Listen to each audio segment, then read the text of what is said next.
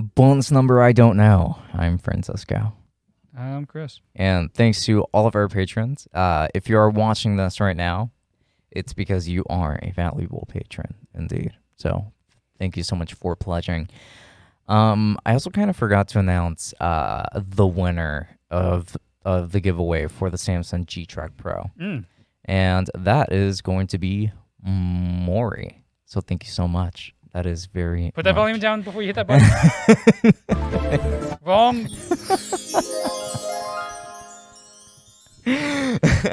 We're gonna have to. It's a we're gonna have to take some trademark. time to get you on that. Get you familiar with that board already. Jesus, I can't believe that still to this day. I don't know this board that well. Seriously, it's your board. I know. I can EQ things well, but then when it comes to remembering these things, Jesus. Yeah. Okay. Now, you have a piece of news to give me. It's not even really news. I just want to get your reaction on some things because, okay, so in the year 2021, I feel like we can safely say what your most anticipated game of the year has been.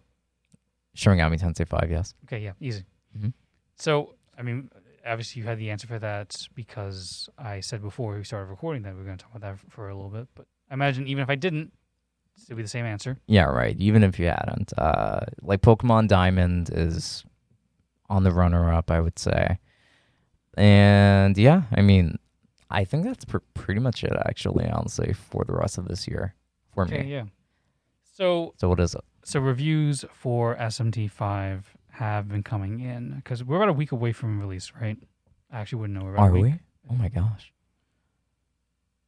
They should have released it on Halloween. It would have made a lot more sense. November 12th. Okay, yeah. November 12th. November 12th. So we're exactly 7 days away. I better pre-order. You Pre-ordering is a good thing. You have not pre-ordered? I haven't. No. I'm very surprised. Well, nevertheless, reviews are coming in for this game, and its current Metacritic score, we use Metacritic here, is 87. 87. Okay. 87. So pretty darn good. Right. You know, we got some good reviews here. We got a 9 from Destructoid. Mm-hmm. We have a perfect 10 from Gaming Age. Good. Okay, that sounds about right. You know, things like that. So I haven't even played the game yet. I would say you're one of those guys who, like, the game isn't even out yet, but you, like, attach your personal identity to it, so you get angry if someone says something bad about it. I will protect Sonic Forces until the end of my days. Okay, but you played Sonic Forces, didn't you? Yeah, but, like, I was still defending it even before it came out. Because people were like, 3D Sonic. Yeah, but then the game came out and it turned out it actually was kind of bad. Yeah. I say that as a big Sonic fan. Sonic Forces was bad. Yeah, it was. So the one review that is stirring people up just a tiny little bit, naturally, as fucking always, is IGN. All right, now we're talking. Now I'm in the groove. Tell me more. Specifically, the SMT fan base is up in arms about the IGN reviews. We're going to say opening paragraph or two. Which are? Okay, we're going to read directly. I am not going to name the author. I'm not going to name the author because, quite frankly, she is getting enough harassment probably from this, as it is from SMT fans. If anyone here on the Patreon is thinking about going to harass her, don't do over that. this, no, don't. No. I feel. I mean, I have enough faith in you guys to not do that. I'm sure that they won't. Exactly. Do not do that. Yeah, it's still like a disclaimer. But yeah, because I feel like this is a person who is particularly prone to being harassed for various reasons. We'll talk about that maybe after the recording. Okay. Because I think I might know who it is, but yeah, we'll see. But so I'm going to be quoting from her directly here. Shin Megami Tensei 5 feels like the edgier, less sociable younger brother of Persona 5, even though Persona began as a spin-off to the series. Both branches of the family share much of their cast of highly customizable demons, like mythological Pokemon you smash together to make even more powerful ones. They have similar, excellent turn-based combat systems that encourage you to fish for your opponent's weaknesses and make smart use of every resource available to you. What's missing from the Persona formula here is a lot of its heart. Shin Megami Tensei 5 still rises to succeed in most other ways.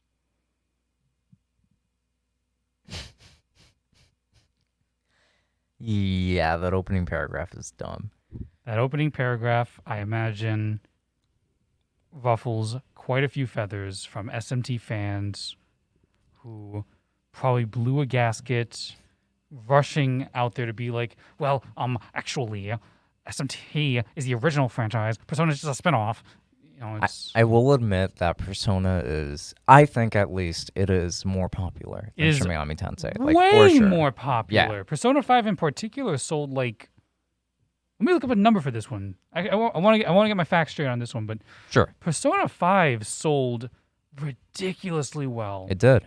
It Like, did. Because it was a lot of people's first Persona game as well. It was my first Persona game, I think. I started with 4 Golden back when I got a Vita because everyone says it was the best Vita game, which it is. But yeah, I think everyone unanimously agrees on that. Actually, even people who do have like other favorites on the Vita, they might still acknowledge. Yeah, I mean, Persona 4 Golden is probably the golden child of the Vita. And speaking of which, Sony apparently did lose their PlayStation Vita trademark. ooh. Yeah, just FYI. No more context to that. Okay, so according to PersonaCentral.com, as of December 3rd, 2019, so we're talking 2 years ago now. I can't believe that there's a website like that. But Of course continue. there is. Of course there is. Persona. Of course it's going to be a Persona fan site. But anyway, nevertheless, Persona 5 had sold 3.2 million copies as of December 2019 worldwide. Not including Royal, not right? including Royal, because Okay. as of December 2019, Royal had already sold 400,000 copies in Japan, not worldwide, because this was before Royal came out in the rest of the world. Right. And to put that number into perspective, the entire series of Persona had sold 11.1 million. The entire series. The entire series, again, December 2019, was As at of 2019. As of 2019, December 2019, was 11.1 units, 3.2 of which, or 3.7 of which was Persona 5 with its Royal sales in Japan at the time. Yeah. And now I'm So- sure that a ton of Royal just got in there. Exactly. Yeah. Let me see if I can find something like that. Well, okay, a little bit more recent. Oh, according to and another Game thing Rant. too, like Persona 4 Golden came to Steam, so a Yes, it ton of did. people were buying it. I was going to say, according to Game Rant here, as of June 2021, the entire series had sold 15 million. Okay. So that's an additional several million copies that were sold off the back of presumably Royal being released worldwide and then Golden being ported on PC. It still feels a little small, It that number. It might also be including Scrambled's numbers, or Strikers, excuse me. Yeah, Strikers. But It is Strikers. Scrambled. I like my Persona the way I like my eggs. Oh my Scrambled. But I do not have a counter joke to that, so unfortunately, no Strikers on my end. yeah. Yes. So I took a wild guess on that one. and you say that number is relatively low, but of course, Persona is still a very, I don't want to say niche. Persona 5 felt relatively mainstream. I don't want to say niche, but it's also less accessible to people compared to other RPGs out there. Yeah, I can agree. If you understand what I mean by that. Yeah, that it's a console exclusive usually. No. On the Sony side. No. Then what would it be? Persona is more weeby. Okay, we're ending this episode No. here. Thank you so much for. Seriously though. Yeah. Seriously though. Persona is very Japanese in its aesthetic, in its presentation, in the cultural, sensibilities that it has in the game, even when it's ported and localized to other parts of the world. Compare that to, say, Final Fantasy, which is obviously developed by a Japanese studio, but also feels more global. Like it's a completely It's a fantasy setting. it's a fantasy. It's a unique world, fantasy setting. A lot of the times, the Final Fantasy games have had very like Western medieval influences, like like the old Final Fantasy games or the upcoming 16. Yes. Like it's compare that to Persona, which is very like It's always been in Japan. it's very like here's Tokyo Mm-hmm. in its modern day. SMT too, actually. I'm gonna get to SMT in a moment. Mm-hmm. So that's the thing. Persona has sold quite a bit for what was previously a relatively niche franchise that is a bit harder to get into compared to other RPGs like your Final Fantasies or your Skyrims. I say Elder Scrolls really, but you get my whole point. Mm-hmm. And SMT is even harder to get into because it lacks the thing that Persona tends to have, and that is the big social links and Right. friendly characterization.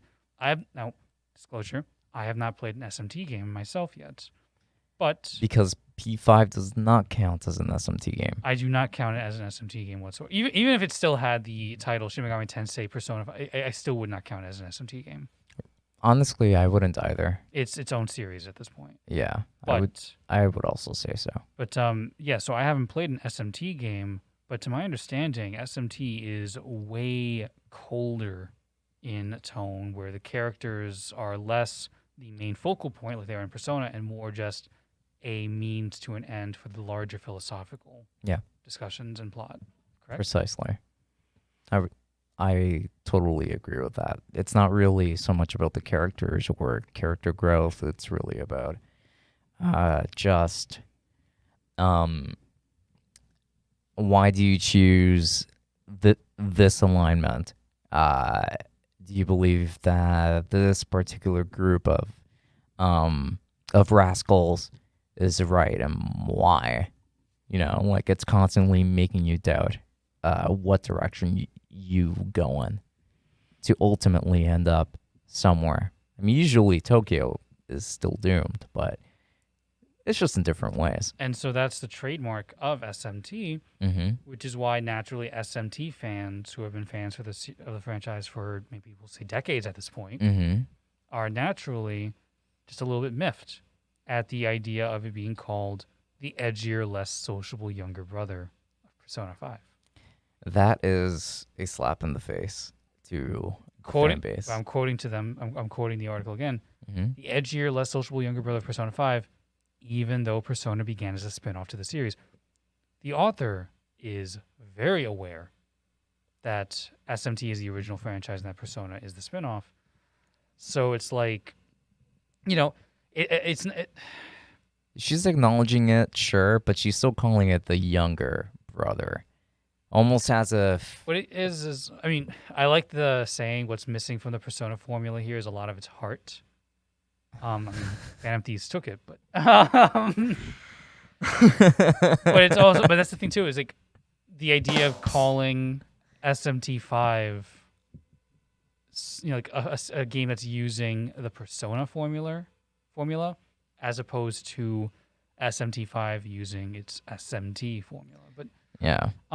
So while she's aware that SMT came out first, I still think that statement kind of came out of ignorance. You know what it is though too. I feel like it's not even necessarily with malice. It's more of a case of like I'm going to come up to bat for this critic here. Well, not malice. I'm saying more like just not really knowing.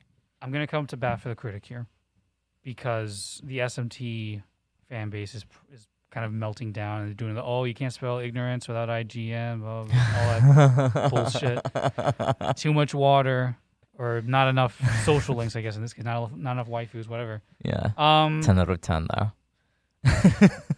I'm gonna come up to bat for her here. Go ahead. Persona is in fact way more accessible and well known compared to Shin Megami Tensei at this point. So I can imagine. True. So I can imagine a lot of people that read IGN and are looking at reviews. They're looking at Shin Megami Tensei 5 and they're thinking, "The fuck is this?" And so when someone then comes out and says, it's from the same people who made Persona 5, they might think, oh, cool. So it's like Persona 5, right? So naturally, there might be an inclination from the critic to, of course, compare it to Persona 5 and talk about what it has in common and what it doesn't.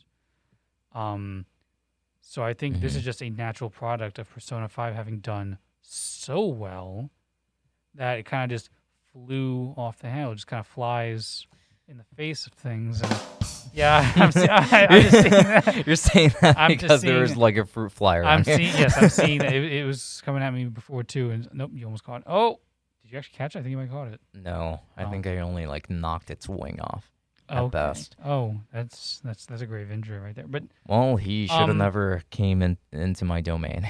but yeah, I feel like a lot of these reviews, because I'm sure IGN is not the only one to have done this, but I guarantee that most of these reviews are in fact going to be looking at this in a sense of like, okay, most people only know about this game existing because they played Persona 5 and now they're familiar with things. So we're going to have to compare to Persona 5. It's just, I feel like it's just a byproduct of how things are at the current moment. I disagree because, like, not because I am an SMT fan, but I disagree because SMT 5 was announced almost alongside the Switch when it was first coming out. So it was like one of those titles to look forward to already. So like people knew that was a thing, though I will say that was the very first time that I ever heard of Shin Megami Tensei. And then, I mean, the trailer really intrigued me. However, I would say that there is still that. Like, there is a community that has been hyping it up since then, but it still does not compare to the community that was hyping up even just Royal. I feel like the thing is, you're talking about people that are hyping it up. Those are people that are already in the know. They probably already played SMT games. They were already familiar with SMT probably going into it. Again, you said yourself that you started afterwards, but you're familiar with SMT. A lot of people who might be reading these reviews right now are not going to be familiar with it. They might know what Persona 5 is because they saw Joker and Smash.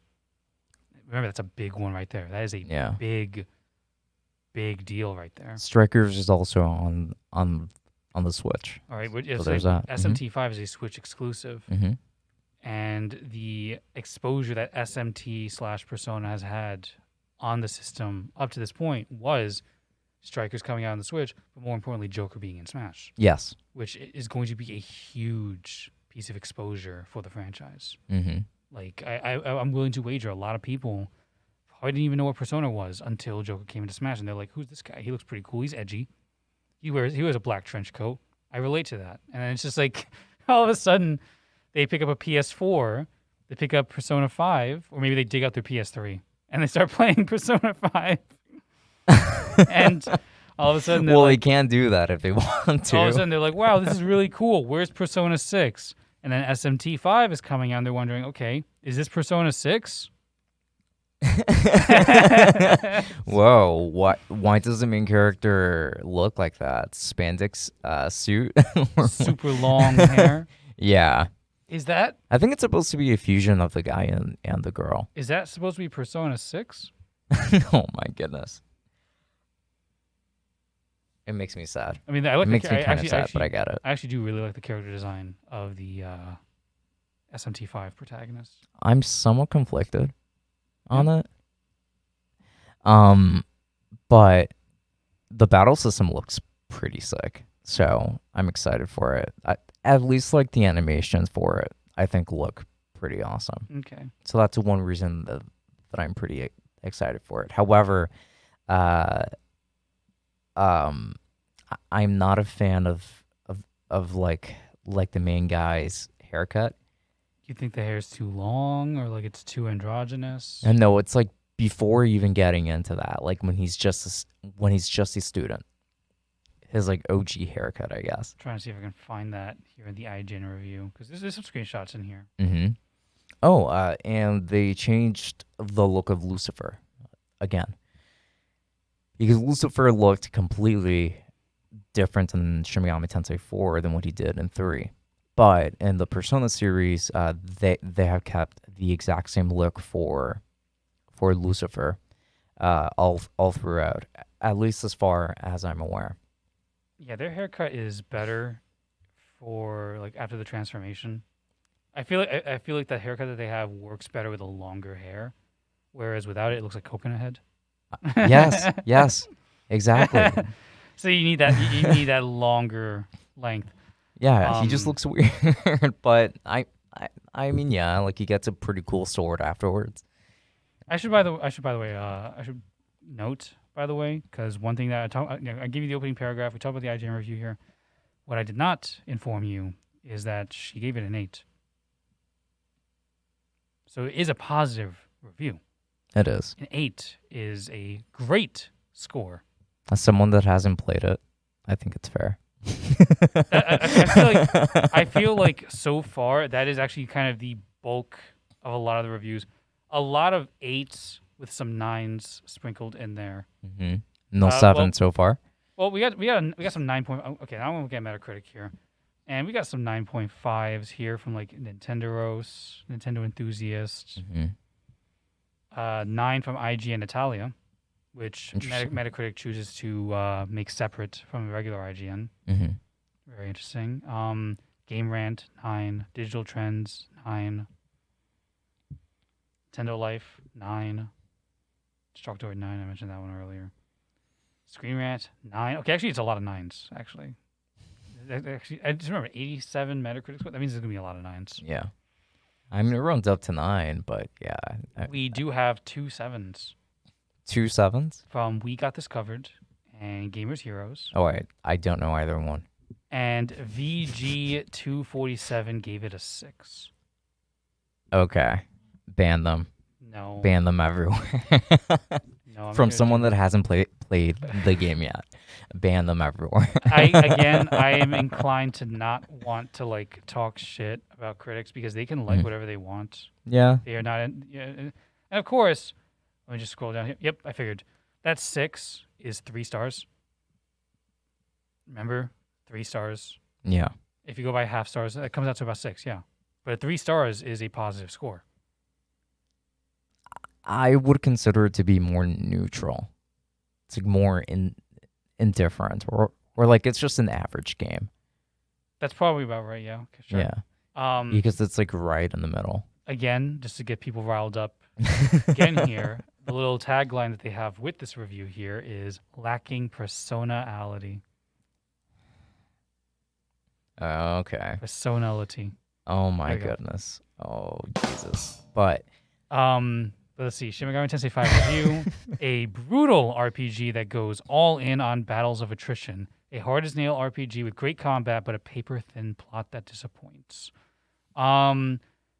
I think IGN also kind of made an allusion to that. The plot is not as good as it could have been. I get that because I mean in general Shin Megami Tensei tends to have pretty simple plots. In a sense, kind of straightforward, but still with branching paths that you can take. But I think the issue that a lot of them are having is that it's not character focused. So they probably don't find the plot as interesting. They did probably like get expectations from Atlas RPGs through Persona 4 and 5. Right. And those at this point, as you've already noted, they're two very different beasts. They are two different I would beasts. say. Of course, it also doesn't help though that because they are so similar and like obviously Persona spinned off from SMT, and so the argument that I have seen is that Persona 4 and 5, but especially 5 now with Royal's release, have reasonable claims to being among the best JRPGs of all time. Like, as many people put it, That's a pretty big claim. it is a big claim, but as many people put it, Persona 5 Royal in particular basically kind of settles the debate of what the best JRPG of all time could be, and it's that. I'm not gonna say either direction because I don't play enough JRPGs. Like I've never played any Tales of games I or I Ys. never have either. I've I, never played any people like Tales of. Tales of Arise. I know that. But, But um, I mean, I've never gone in that direction myself. I've always stuck to the Final Fantasies, in this case, the Personas, the SMTs. so nevertheless, like Persona 5 has argument to being one of the greatest JRPGs of all time. I keep specifying JRPG, Hmm. but I'm sure if you scope it out to just RPGs in general, it's still up there. Right. Um, But for some reason, I can still picture Skyrim being up there. Skyrim's going to be up there for sure. Hmm. Skyrim is absolutely up there. Like that's the thing. If you scope it out to all RPGs, including westerns, then yeah, Skyrim's going to be up there. You probably put Baldur's Gate up there or something like that. Maybe like one of the original Fallout titles. Like you're going to have those games up there. But Hmm. Persona 5 Royal in particular is also up there. And of course, you have people that debate that maybe Persona 5 is not even the best Persona game. And so now you run into an issue where A lot of people say that it's 4. you have a lot of people that can then. So people saying Persona 5 is not even the best Persona game, let alone best JRPG of all time. Hmm. And now you run into a scenario where you have this series where you have 3 different entries that can all have claim to being among the best RPGs of all time. 3, 4, and 5. That is pretty impressive. So when you have a follow-up to Persona 5 Royal, even if it's not Persona 6, you have a follow-up to that. Hmm. You're going to get compared to that. And when SMT is a completely different kind of beast to Persona, you are going to have some people that are just thinking like, wow, this isn't as good as Persona. I'm disappointed. Or like, it's good, but it's not as good. And it's Still, I'm somewhat annoyed that they would make that comparison per se. Not because they can't make that comparison. I mean, like, I compare my wonderful RPGs to those brain dead shooters and sports games all the time, and those two are very different. But more so, just like in that, it seems like a lot of people recognize that they're supposed to be different, but still they're like, it's not Persona enough for me to like it. it's definitely going to be a case of just like people coming to the conclusion of like maybe they just like Persona better, which is fine. And that's fine, yeah. That's perfectly fine. Mm-hmm. I mean, I'm not going to say that they also don't have the right to review the game because their job is to review the game. I don't know. I definitely. I mean, she gave it a pretty good score. Like, Let's say- regardless of that. The game is getting great reviews. It's getting high scores. It's just not as high of a score as Persona 5 did, which, let's be real here, after Royal is extremely hard to do because Persona 5 Royal's Metacritic score, I believe, was 95. Like, it was the highest rated game of 2020, even including like all the titles that actually came out in 2020. That's awesome. I take that. By Metacritic's account, Royal was the game of the year. It's just that it's not going to get nominated for that because it's technically A 2019 game. re-release. No, I wasn't going to say that. Oh. Technically, it's a 2017 game because it's a re-release with some added quality of life features and all that stuff. Like, it's like a definitive edition. Yeah. So a lot of places aren't necessarily going to give it like game of the year over, say, the fuck came out last year? Oh, Last of Us. Right. Last of Us, Animal Crossing, Mm-hmm. Hades. I don't remember anything else, honestly. I'm also having kind of a tough time.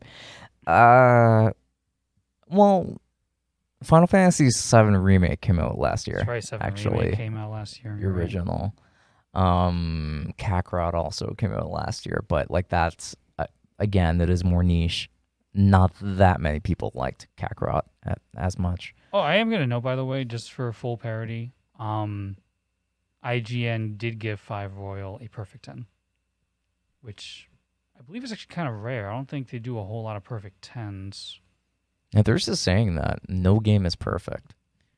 So when you... That's why I would never give 10s personally, but Yeah. That's me being a stingy bastard who also believes that a 6 is perfectly fine. A 6 is fine. It is a fine score. A 6 is decent. Not terrible like a lot of people make it out to be. That's just me. I see it as being pretty bad. I'm like, oh no, well maybe I shouldn't play that game. That's just because of how things are set up. But like on a fundamental level, a 6 should not be a bad score. But because we all equate it with being bad, critics only give it a 6 when it's bad. But it's like, if it's bad, don't give it a 6. Give it a 4. Give it a 3. Right. It's Yeah, I don't know. Bring it even lower. Give it the score that you think it deserves. I just think ultimately. a 6. I just think a 6 is decent. Like, there's a lot of games that I would give a 6 to, and people are gonna be like, "What the fuck you on about?" I'm like, it's a decent game. It's not just Cause though. I wouldn't give Just Cause a 10 either. Just letting you know that. I know. Fuck off. I know you wouldn't, but I know that it's higher than 6. It's higher than a 6. It would, in fact, be higher than 6. What was I gonna look up? I'm always going to bully you about that. That's perfectly fine. What the fuck was I gonna look up? I'm dumb. I have no idea. I don't know. All right. Well, I'm very excited for Shin Megami Tensei 5. I'm looking forward to it greatly. I'm curious to play it, but I'm probably gonna be a little bit just because I'm playing other RPGs at the moment. And don't lie to me and say a little bit. I know that I'm going to have to wait for you, like for a long time before you actually play it, because you do have quite the backlog. Yeah, probably no sooner than summer at best, even that. I can see you waiting a year or two. Yeah, basically. But it is what it is. Nevertheless. Yeah, nevertheless. Thank you so much for jumping in, guys, to tonight's bonus episode of the Tech Summit podcast. I actually have some bad news to deliver pretty soon, but Gasp. You'll have to wait for that. Just leave him on a cliffhanger like that? Come on. Yeah. You know, like you have to get them to come back. Like that's what Nomura does with Kingdom Hearts. Always on a cliffhanger. So it's not even going to end well in this instance, is it? No, it's not going to. It was never meant to. Things are getting pretty rough. So this is a smooth transition onto the ending. And I just wanted to say that doing the podcast has certainly been quite a bit of fun. We are both a little bit sick today, nonetheless. Otherwise, there would have been a lot more energy, a lot more spite coming from me, maybe even less understanding for that reviewer. But nonetheless, it's fine. I'm excited for the game, and as long as I enjoy it, I'll be fine.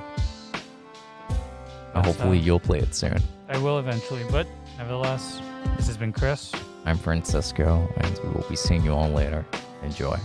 Good night. Ciao well.